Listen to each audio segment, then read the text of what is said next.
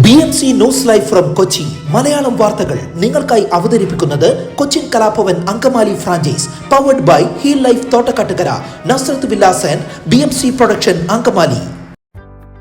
നമസ്കാരം, BMC radio Malayalam വാർത്തകളിലേക്ക് സ്വാഗതം. ഞാൻ ധനുകൃഷ്ണ. ലോക്സഭാ തെരഞ്ഞെടുപ്പിൽ എല്ലാവരും വോട്ടവകാശം വിനിയോഗിക്കണമെന്ന അഭ്യർത്ഥനയുമായി ജില്ലാ വരണാധികാരി കൂടിയായ കളക്ടർ NSK ഉമേഷ് കൊച്ചി മെട്രോയിൽ യാത്ര ചെയ്തു. Kaloor Jawaharlal Nehru stadium metro station മുതൽ ആലുവ വരെയും തിരികെ കലൂർ ജവഹർലാൽ നെഹ്റു സ്റ്റേഡിയം വരെയും മെട്രോ ട്രെയിനിൽ സഞ്ചരിച്ച് യാത്രക്കാരായ വോട്ടർമാരോട് കളക്ടർ വോട്ട് അഭ്യർത്ഥിച്ചു. ഏപ്രിൽ 26 എല്ലാവരും വോട്ട് രേഖപ്പെടുത്തണമെന്ന അഭ്യർത്ഥനയുമായി ആലുവ മെട്രോ സ്റ്റേഷനിലെ കടകളിലും കളക്ടർ സന്ദർശിച്ചു. ജില്ലയിൽ പരമാവധി വോട്ടിംഗ് പങ്കാളിത്തം ഉറപ്പാക്കുക എന്ന ലക്ഷ്യത്തോടെ വിവിധ വോട്ടർ ബോധവൽക്കരണ പ്രവർത്തനങ്ങളാണ് സ്വീപ് നടത്തിവരുന്നത്. Kochi metro MD Loknath Behra, assistant കളക്ടറും സ്വീപ് നോഡൽ ഓഫീസറുമായ Nishant Nihara, SVEEP assistant nodal officer Joseph Antony Fertis, SVEEP Ernakulam കോർഡിനേറ്റർമാരായ KG Vinoj, C Reshmi, MP Parvathy തുടങ്ങിയവർ മെട്രോ യാത്രയിൽ പങ്കെടുത്തു. എറണാകുളം കൊച്ചി വാട്ടർ മെട്രോയ്ക്ക് ഇന്ന് ഒന്നാം പിറന്ന 9.72 ലക്ഷം പേരാണ് ഒരു വർഷം വാട്ടർ മെട്രോയിൽ ഇതുവരെ സഞ്ചരിച്ചത്. കരാർ നൽകിയ മുഴുവൻ ബോട്ടുകളും കിട്ടുന്നതോടെ വാട്ടർ മെട്രോ കൂടുതൽ ഉഷാറാകും. കഴിഞ്ഞ വർഷം 2 റൂട്ടിൽ 9 ബോട്ടുമായി തുടങ്ങിയ യാത്ര ഹൈക്കോടതിയിൽ നിന്ന് വൈപ്പിനിലേക്കും വൈറ്റ്ലയിൽ നിന്ന് കാക്കനാട്ടേക്കും ഇപ്പോൾ 5 റൂട്ടിൽ 14 ബോട്ടായി പ്രതിദിനം 6000-6500 പേർ യാത്ര ചെയ്യുന്നു. ഏറ്റവും അവസാനം തുടങ്ങിയ ഹൈക്കോടതി ഫോർട്ട് കൊച്ചി റൂട്ടിലാണ് ഏറ്റവും തിരക്ക്. നഗരത്തിരക്കിൽ 1.5 മണിക്കൂർ വരെ വേണ്ടിവരുന്ന യാത്രയ്ക്ക് 20 മിനിറ്റ് മതി. അത് തന്നെ കാരണം. ടെർമിനൽ നിർമ്മാണം തുടരുന്ന വെല്ലിംഗ്ടൺ ഐലൻഡ്, കടമക്കുടി തുടങ്ങിയ ഇടങ്ങളിലേക്ക് കൂടി സർവീസ് തുടങ്ങുമ്പോൾ യാത്രികർക്ക് കൂടുതൽ സന്തോഷവും സൗകര്യവും ആകുമെന്നും ഉറപ്പാണ്. സെപ്റ്റംബറിൽ കൂടുതൽ ബോട്ട് നൽകുമെന്നാണ് കൊച്ചിൻ ഷിപ്പ്യാർഡ് അറിയിച്ചിട്ടുള്ളത്. ഇന്ത്യയിൽ സമഗ്ര വാട്ടർ മെട്രോ തുടങ്ങിയ ആദ്യ നഗരമാണ് കൊച്ചി. രാജ്യത്തെ കൂടുതൽ നഗരങ്ങൾ വിജയ മാതൃക പിന്തുടരാനും എത്തിയിട്ടുണ്ട്. എറണാകുളം ജില്ലയിൽ വോട്ടെടുപ്പ് ദിവസം ബൂത്തുകളിലും മറ്റും വൻ സുരക്ഷാ ക്രമീകരണമാണ് പോലീസ് ഒരുക്കിയിരിക്കുന്നത്. കൊച്ചി സിറ്റി പോലീസിന് കീഴിൽ 786 പോളിംഗ് സ്റ്റേഷനുകളും റൂറൽ പോലീസിന് കീഴിൽ 1538 പോളിംഗ് സ്റ്റേഷനുകളുമാണുള്ളത്. ഇവിടെയെല്ലാം കനത്ത പോലീസ് സുരക്ഷയാണ് ഒരുക്കിയിട്ടുള്ളത്.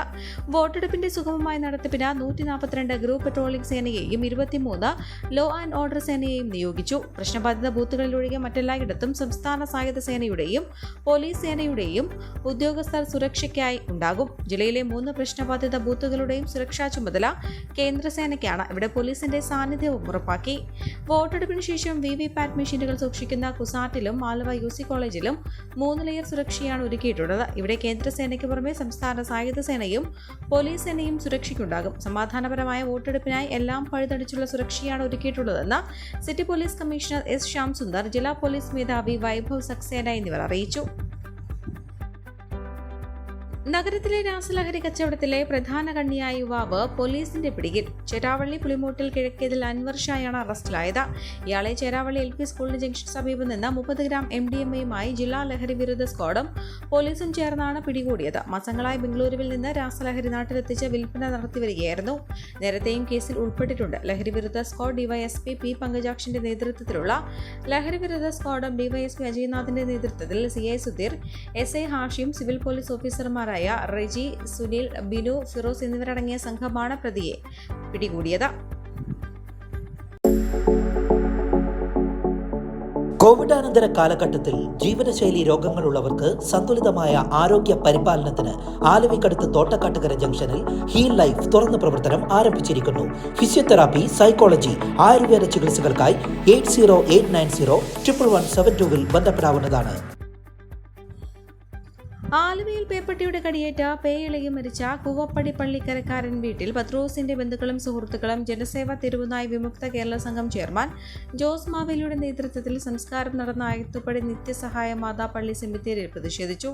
കുടുംബത്തിന് 50 ലക്ഷം നഷ്ടപരിഹാരം നൽകണമെന്നും സർക്കാരിനോട് ആവശ്യപ്പെട്ടു. പൊളച്ചൻ ഈ മാസം ആദ്യമാണ് ആലുവ KSRTC സ്റ്റാൻഡിന് സമീപം നായ് കടിച്ചത്. അന്ന് 13ഓളം പേർക്ക് കടിയേറ്റിരുന്നു. ആലുവ ഗവൺമെന്റ് ആശുപത്രിയിൽ ഡോക്ടറെ കാണാൻ ആശുപത്രിയിലേക്ക് പോകുന്ന വഴിയായിരുന്നു നായയുടെ ആക്രമണം. 2 ദിവസത്തിനുള്ളിൽ നായ് ചത്തു. പിന്നീടാണ് പേവിഷബാധ സ്ഥിരീകരിച്ചത്.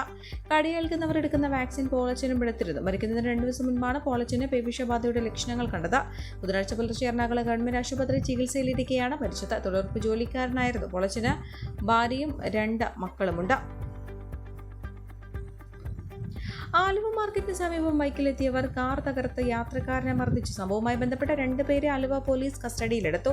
ചൊവ്വാഴ്ച രാത്രി 10 മണിയോടെയാണ് സംഭവം. മാർക്കറ്റ് പരിസരത്ത് മെട്രോ പില്ലറിനടുത്ത് സമീപമായിരുന്നു ആക്രമണം. കാറിൽ വന്ന ഇടത്തല സ്വദേശി യൂസഫിനെ ബൈക്കിലെത്തിയ സംഘം അതിക്രൂരമായി മർദ്ദിക്കുകയായിരുന്നു. ഇയാളുടെ കാറും തകർത്തു. നാട്ടുകാർ ഉടൻ പോലീസിനെ വിവരം അറിയിച്ചിട്ടും യഥാസമയം പോലീസ് എത്തിയില്ലെന്നും ആക്ഷേപമുണ്ട്. അക്രമം തടയാൻ ശ്രമിച്ച നാട്ടുകാരെയും ഗുണ്ടാ സംഘം ഭീഷണിപ്പെടുത്തി. സമീപത്തെ ബാർ പരിസരത്ത് വെച്ചുണ്ടായ വാക്കുതർക്കമാണ് അക്രമത്തിൽ കലാശിച്ചതെന്നും നാട്ടുകാർ പറയുന്നു. ഈ വാർത്തയോടുകൂടെ BMC റേഡിയോ മലയാളം വാർത്തകൾ സമാപിക്കുന്നു. നന്ദി, നമസ്കാരം.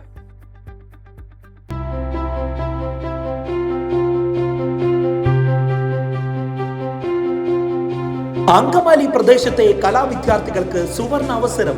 ലോക പ്രശസ്ത കലാവിദ്യാലയമായ കൊച്ചിൻ കലാഭവന്റെ അങ്കമാലി ഫ്രാഞ്ചൈസി കരയാമ്പറമ്പിനടുത്ത് എളവൂർ കവലയിലുള്ള സ്പ്രിംഗ്ഫീൽഡ് കെട്ടിടത്തിൽ പ്രവർത്തനം ആരംഭിച്ചിരിക്കുന്നു. Classical dance, cinematic dance, Carnatic music, Zumba dance എന്നീ വിഷയങ്ങളിൽ പ്രഗത്ഭരായ അധ്യാപകർ ക്ലാസുകൾ നയിക്കുന്നു. കൂടുതൽ വിവരങ്ങൾക്ക് ബന്ധപ്പെടുക 9995208614.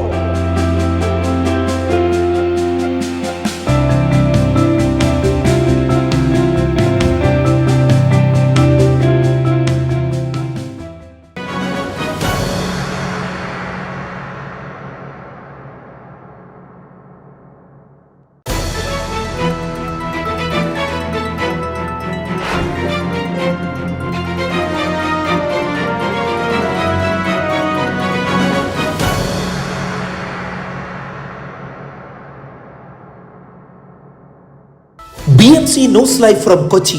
മലയാളം വാർത്തകൾ നിങ്ങൾക്കായി അവതരിപ്പിക്കുന്നത് Cochin Kalabhavan Angamaly franchise, powered by heal life Thottakattukara, Nazareth villas and BMC production Angamaly.